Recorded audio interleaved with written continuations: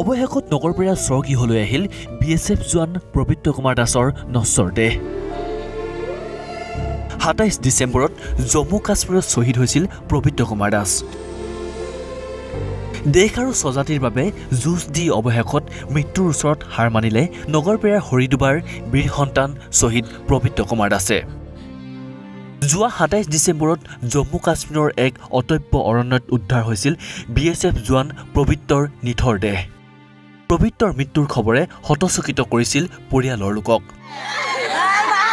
মানি ল'ব পৰা নাছিল এক অকল্পনীয় বাস্তৱৰ কথা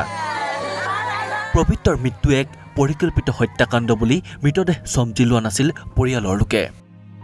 BSFৰ ওপৰমহলৰ আশ্বাস আৰু লিখিত তথ্যৰ ভিত্তিত হদেহ সমজি লয় পৰিয়ালৰ লোকে অৱশেষত বৃহস্পতিবাৰে সেনাবাহিনীৰ বিশেষ বিমানেৰে গুৱাহাটী লোকপ্ৰিয় গোপীনাথ বৰদলৈ বিমান বন্দৰলৈ অনা হয় শ্বহীদগৰাকীৰ পাৰ্থিৱ শৰীৰ বিমান বন্দৰৰ পৰা পোনে পোনে নশ্বৰ দেহ লৈ যোৱা হয় নগৰপেৰাৰ হৰিদুবা ভেৰেভেৰি গাঁৱৰ নিজ গৃহলৈ সামৰিক মৰ্যাদাৰে শেষকৃত্য সম্পন্ন কৰা হয়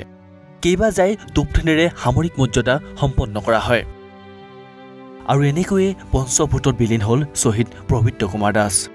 কান্তনত ভাগি পৰিল আত্মীয় কুটুম্ব শোকাকুল পৰিৱেশে বিৰাজ কৰিছে সমগ্ৰ অঞ্চলজুৰি ব্যুৰ ৰিপৰ্ট ঈশান নিউজ